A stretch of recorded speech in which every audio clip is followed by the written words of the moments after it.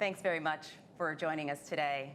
For those of you just joining us, we welcome you. And for those of you who have been with us, we appreciate you staying for this session on Building Back Better. So we've been hearing in previous sessions about the importance of a response to global health emergencies. Now we're going to talk about how to be ready for those emergencies. And we'll be hearing from a number of leaders and experts in that regard, telling us how exactly we should be looking at our global health architecture so that we're truly prepared. On that note, it is my great pleasure to introduce our very first speaker, Vice President of the United States, Kamala Harris. Thank you to our Director of Health and Human Services, Director Lois Pace, and good afternoon to all of you. It is truly an honor to be with you today. As global leaders, each and every one of us has gathered here knowing that we are in a fight for our shared future. And the discussions happening today will shape what our world looks like, not only today, but tomorrow. So thank you to all of you for taking the time to join in this important meeting.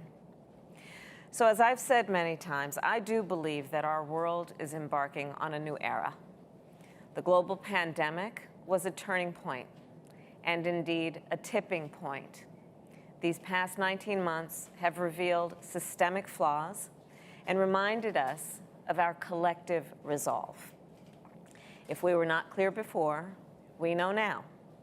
Our world is more interconnected. Our world is more interdependent than ever before.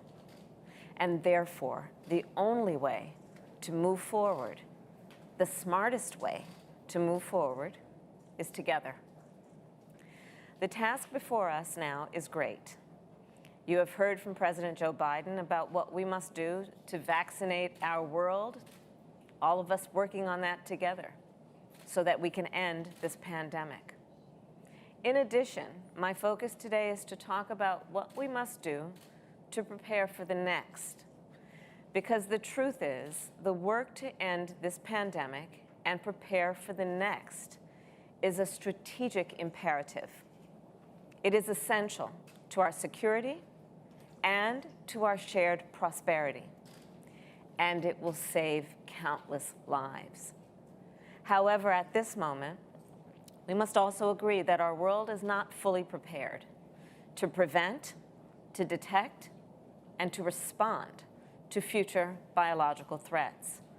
Indeed, we are taking some important actions to ready nations by strengthening health systems and supporting health workers. But unless we establish a new financing mechanism, in my view, we will never be fully prepared.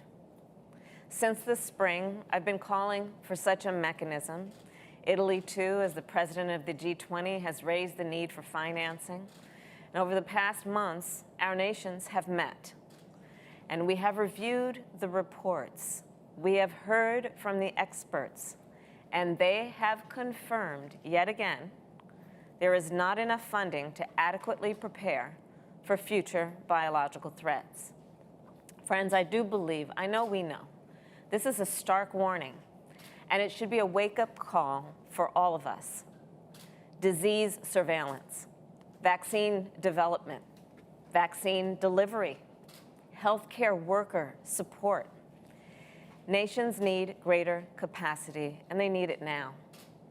In this new era, preparedness is a necessity, and it requires sustained and predictable funding that is on top of the emergency response mechanisms that already exist.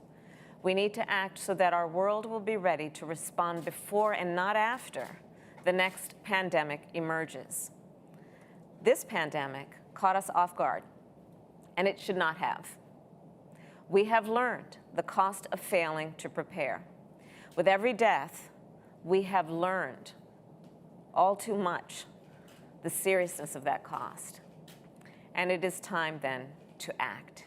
And so the United States joins the call for a new financial intermediary fund at the World Bank, which will help us bring together new resources for pandemic preparedness. And today, I am proud to announce that we, the United States, are prepared to contribute at least $250 million to help get this fund started. We have also requested an additional $850 million from the United States Congress. But again, it's going to take all of us to get this work done. We are issuing a call to action to countries and corporations from around the world to join us in this effort.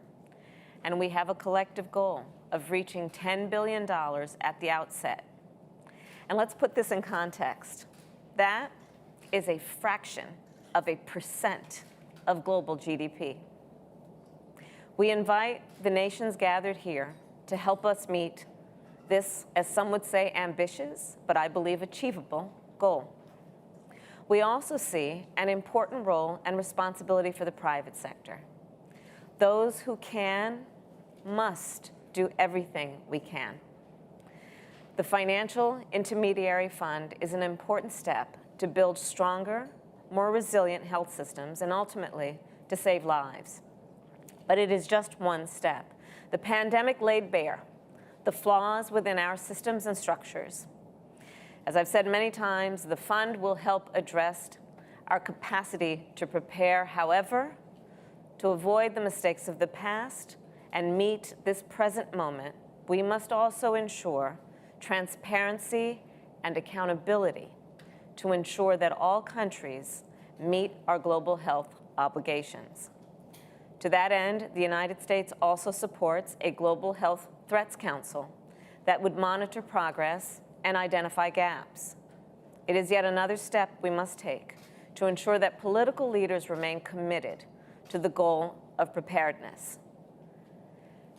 Generations from now, I believe we will all be able to look back to this very moment at the start of this new era as the moment when our world joined together to realize a better future, a future in which all nations have equal capacity to prevent, detect, and respond to biological threats, and are equally held to account. A moment when we join together to build a future in which all nations have strong and resilient health systems that all people can access. A future in which we can stop biological threats before they start. This future is possible.